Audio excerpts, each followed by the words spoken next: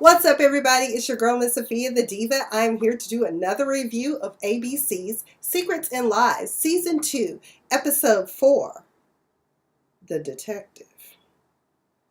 What's up with that title? We shall find out.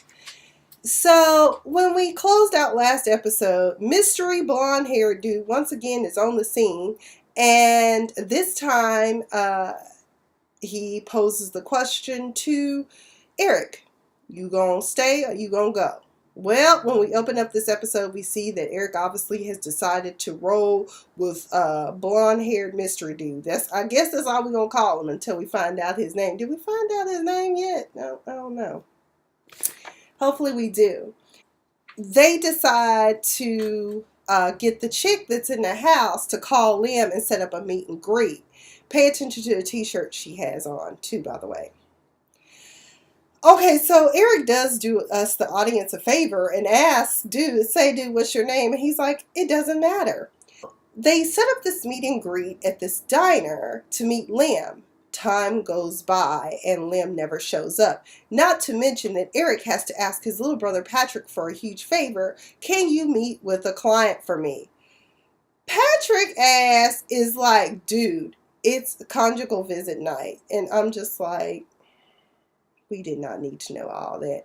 Apparently, Melanie be putting it on Patrick, which explains why he gets mad when his siblings and other family members be dogging her out, because apparently she got some good. Okay, she got that Snapple. Okay. So he was like, dude, I'm not going to be able to meet with this client. Can you meet with the client? You know, right now we need to like hold on to whatever business we can get. Baby, when Snapper is being tossed in a man's face, and he don't get it that often. Y'all know Patrick said he don't get it that often, honey. I was like, I can see why your ass always drunk. Don't nobody want no sloppy drunk, huffing and puffing on them. But either way, that's neither here nor there. But it was so funny because he just totally like, he doesn't even realize, dude, if you don't have an income coming in from SEG, how y'all gonna eat? And Melanie probably will leave you because we all done established she a gold digger. Gold digging hoes driving me crazy. I can't take it no more. Ain't that a song? Or did I just make that up? That's a song, right? Probably from like the 90s or something. Okay, so we learned what dude's name is. It's Danny. We learn his connection to Kate in a conversation that he has with Eric. So Danny, being the good father that he is, in search of his daughter Rachel, he stalked Kate some kind of way down to the baby store when she was out buying a little onesie so she could tell Eric that she was pregnant. He confronts her about the fact that his daughter Rachel was seen with her friend Carly in the skybox, at the SCG skybox for a game. And, if she shows up, if the girl shows up at the party, will you please let me know? And so we learned that right before Kate plunged to her death, oh my God, she's the one who sent him the picture. And so that's how he knew that his daughter's friend was at the party or whatever. So we learn about that. We also learn about, oh Lord, I don't know how anybody can listen to kind of music that Liam Connors was listening to. But we also have a flashback where Kate and Eric walk in on him listening to this god-awful music, and you can see it's something called Carnage. That's why I said pay attention to old girl's t-shirt, because she had a t-shirt on that said Carnage as well. When Kate and Eric roll up on Liam, or whatever his real name is, listening to this horrendous music, Eric says he suspects at that time that's when he was siphoning off clients' information. And so while telling a lie, he gave away a truth too. Because he was like, don't y'all listen to good music? It's DJ Carnage. And he was like, music? I thought you were having a stroke up in here is what Eric said. I said, okay, touche. That's funny. And so he says, yeah, if you wear a t-shirt to any of his performances, you get in for free. So that's why, once again, I said, pay attention to old girl's t-shirt, because that's one of the things we know, that Liam is not going to miss out on a free opportunity to hear some of his favorite music. Bet. So Eric and Danny decide to play Super Sleuth, so they know now where Liam Connors is likely to make an appearance based upon the type of music that he listens to and the fact that old girl had on this t-shirt. Now, old girl is no longer with them because Eric decided, I don't know who the hell Danny is or what he up to, but girl, run. Run, girl, run, because I ain't trying to be part of another murder scene, so he had her run off. Danny and him go to the concert. They go find him. Next thing you know, there's this big loud crash. Liam is on the run. Detective Cornell, some kind of way, shows up. Which I'm like, how the hell does Detective Cornell know what the hell is going on too? So they get Liam because Liam done jumped on top of the damn car. Then next thing we know, Danny has decided that, well, we gonna bail him out, Neil, and you gonna pay for it. Neil was like, why the hell I gotta pay to bond him out? He was like, well, shit, he was your employee, so you need to bond him out. So he tells him, don't worry about it. Just I'll give you the call when we get ready to bail him out, right? Okay. Okay, and before I run away with this story, let me also note that there is a scene right after the confrontation where Detective Cornell is playing around with her whiteboard, right? And so she's talking to her partner, whatever you want to call him, because she ain't got no partners.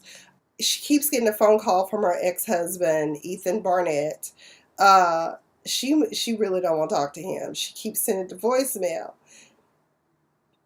And so she gets summoned into the major's office, and he's basically telling her, she's standing there, and, she's being with it. Like, she always smells something face. And then I love how he checked her because he said, basically, by now we have a language and you should understand that. So he was like, basically, sit your ass down. He said, John Warner is friends with the mayor. That's Eric's daddy. I keep calling him Papa Warner. But either way, and so he told the detective to play nice. He's still trying to force a partner on her and talking about it's been almost 2 years since your partner died. So, or something about Detective Dale's. That might be her partner. I don't remember. Either way, he tells her, get information, you need to play nice. And she says, I always play nice. I'm such a people person. I was like, girl, stop lying. So anyways, after the whole bail incident, Patrick's MIA. But let's be real, Patrick never committed to meeting with the client. Instead, we see that he is out somewhere, like at a house or some sort of I don't know, it looked like an expensive neighborhood. I mean, I don't know how else to describe it, but he was in traffic and he's freaking out talking about, ooh, this is bad. And I'm like, what's up with that? Liam has been taken into custody. This ain't his first time with the police, so he is not playing nice. Detective Cornell, I was like, damn, girl, don't nobody like your ass. And so he says, look, I didn't kill Kate.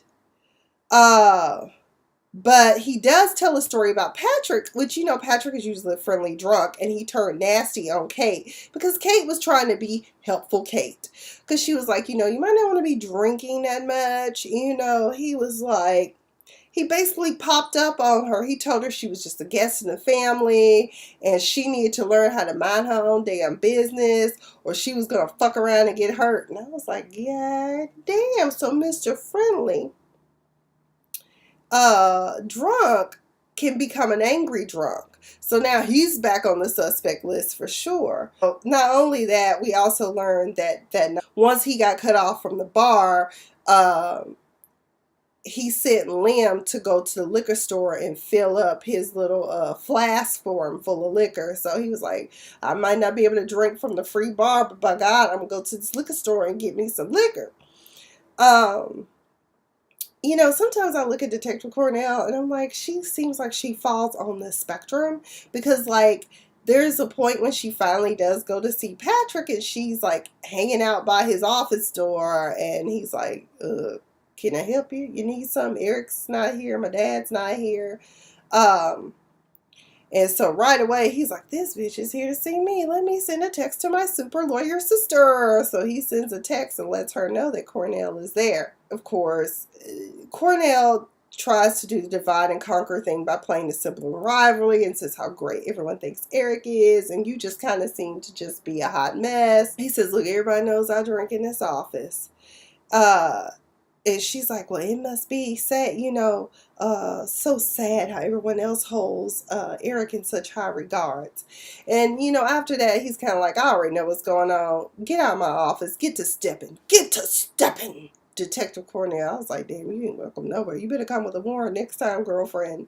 Or an arrest warrant, at least. Eric rolls up on Dr. Greg Young having lunch with some nice young looking lady. And they all kind of chummy, as in beyond just colleagues having lunch. And so he rolls up on his brother-in-law, and he's like, hi, I'm Greg's brother-in-law, and you are? I was like, God damn. And so Greg spilled all the tea. He didn't hold nothing back. And come to find out, basically he was like, well, I moved out months ago. Amanda and I ain't together no more, so I'm pretty much free to do whatever I want to do. Greg tells him, your family pretends to be so very close, but you're not as close as what you think because y'all keep secrets all the time. Eric looked like somebody stabbed him in the chest. Remember I said earlier in one of my reviews, I was wondering what was up with her, like in the first episode, not wanting to go home and so willing to spend the night at her dad's house. Well, now we know why. Because Greg ain't home, she alone. Honestly, I was like, girl, then you might as well move back in home with your daddy. Although I still think to this day, Papa Warner must be seeing somebody. And that's why he always disappearing off the scene and acting uncomfortable when his kids talk about coming over to his house. That's just me. So Eric does go meet with this client, and we learn a story about how Eric got humbled in this business of investments and finances. It is a very dirty game, and it's not easy because, I don't know, people just get really greedy. That's why I realized maybe financial services ain't for me either, because I just can't be that aggressive. Well, sales in general just ain't for me. I can tell you how to go, where to go. As far as, what to do with your money, what I think I would do with my money. I just stand in the shoes of others as well and explain to them what I think they should do with their money. But Eric tells a story about this old black man who rolled up on him and was like, hey, you took my money. I gave you $56,000 and you lost all of it. And Eric was kind of an asshole about it, but at the same time, he was kind of embarrassed. And so he tells the client, from that day on, I quit that job and went and begged my daddy to take a chance on me. And I've been here ever since. He says SEG will treat your company like family. Our goal is not when we take over your company to like pick it apart and just strip it down. Our whole thing is to keep it intact, keep the same employees, and just turn it around and make it profitable again. That's our whole thing. So the guy's like really thrilled and grateful.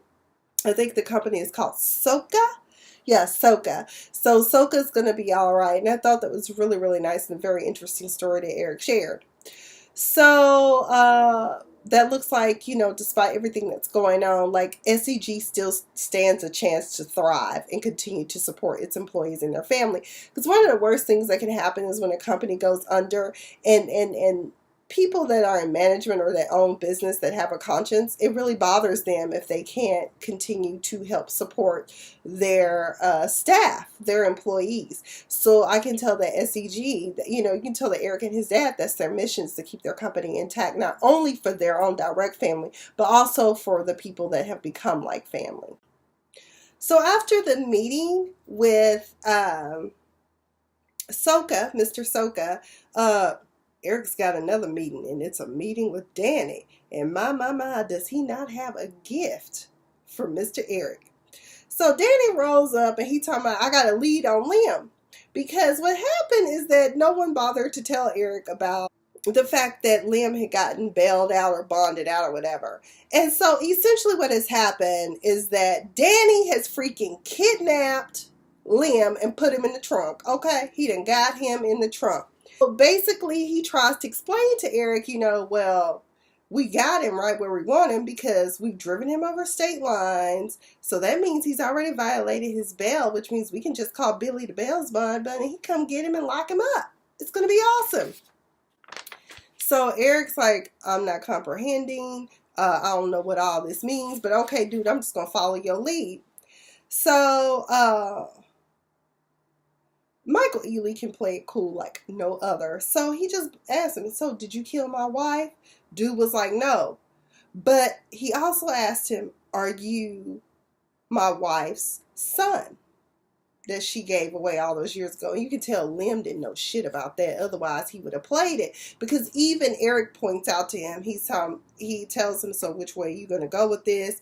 He said, if you answer wrong, I'm going home and we can just watch Danny you can just let Danny do some wet work on you because he can roll out the plastic sheet for you. It's, pick your poison, son. Liam starts talking and we learn, and pay attention to this conversation, we learn that Kate knew that he was not who he proclaimed to be.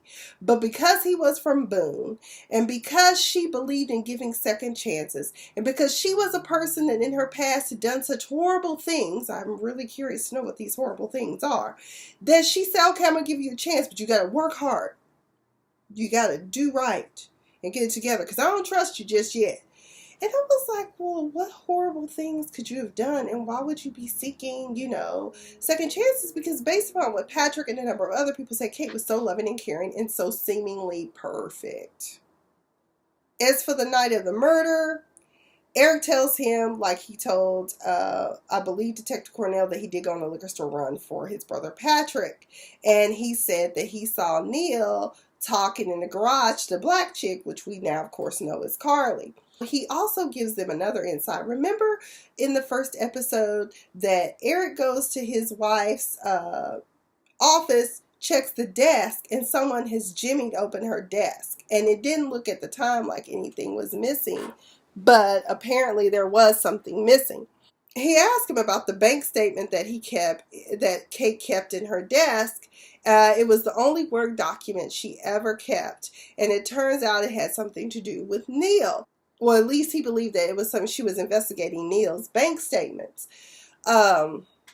We also learned that Danny's daughter, I believe, if I'm looking at the picture correctly, that's why she sent him the picture, is because the daughter was also at the party with Carly and Neil.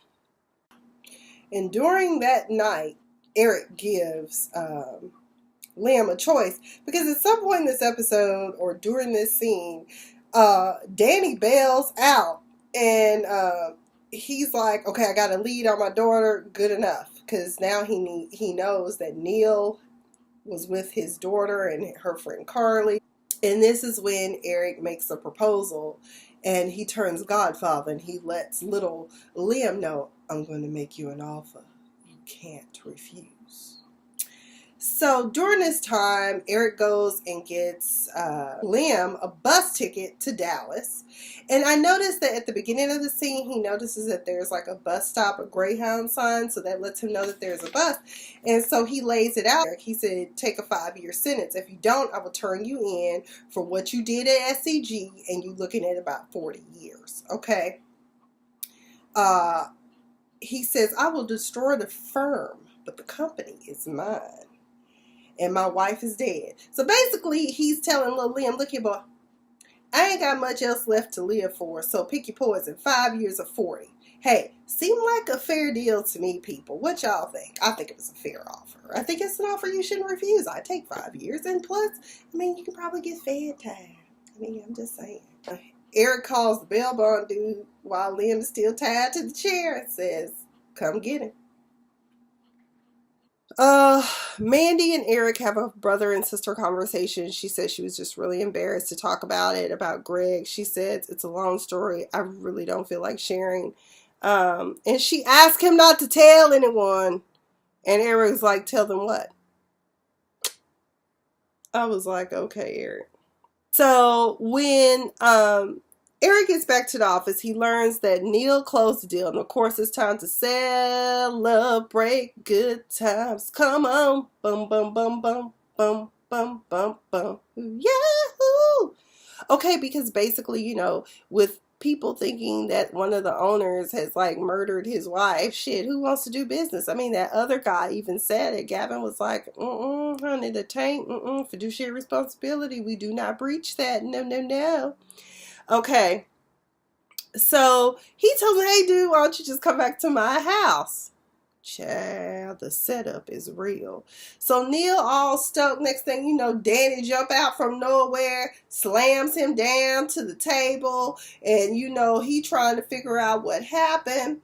Cause they walk in, yeah, but hey, he's all your who up, ow! And it was just okay, well, whatever. So Carly was Neil's date. It turns out she's a call girl, as if we're surprised. Neil did not want to confess because he screwed her at the party in the parking garage. And he could get in trouble with the company because he charged it on the company card. Which may explain why Kate had the bank statement investigating him for using company money to entertain himself. Okay, whatever. Dude, go get a massage. I think the company would better understand getting a massage as opposed to hiring somebody to pleasure you in the company garage. What's wrong with you, Neil? That just didn't make any sense to me. You using the company card by girls, really, Neil? You know better. Danny gets Neil's phone to call Carly. Chaz, the burner phone, is dead to the ground. It is dead to the telephone pole, to the wireless connection. I was like, Neil better start spewing some truth, because otherwise, he gonna end up dead to the table. Shout out to Funky Daniva. There's a knock at the door. Oh my God. Danny goes to the door. It's like, shit. In the peephole. Open the door. Guess who it is? Surprise! Party time! It's Detective Cornell. Baby, and she did not look happy. And he says, Detective, and I'm like, what the hell is Detective Cornell? How does she always know?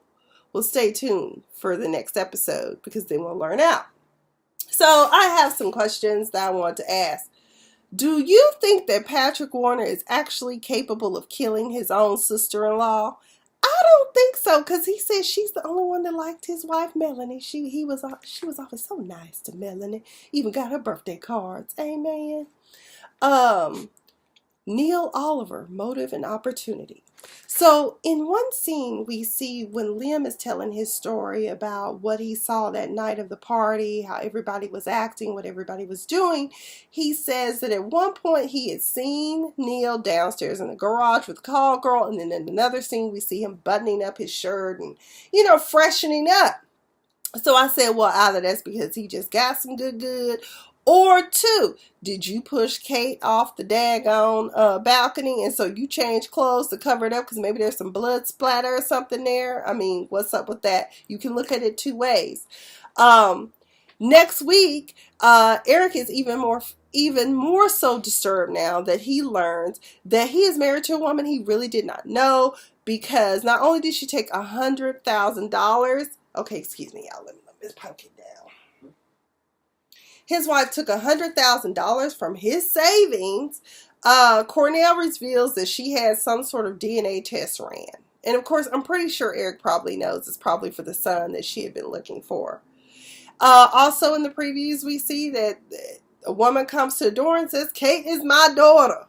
I was like, the hell? I thought her parents were deceased. So Kate really has spun an elaborate web of lies. So you kind of wonder, based upon her conversation with Neil, if she really did that because, shit, I fucked up a long time ago and I'm just trying to reinvent myself and do good. And I hope that my doing good works. So let's go on to the next episode. See you for the next episode. I've been Miss Sophia the Diva. Thank you. Good night. Good evening. Good morning.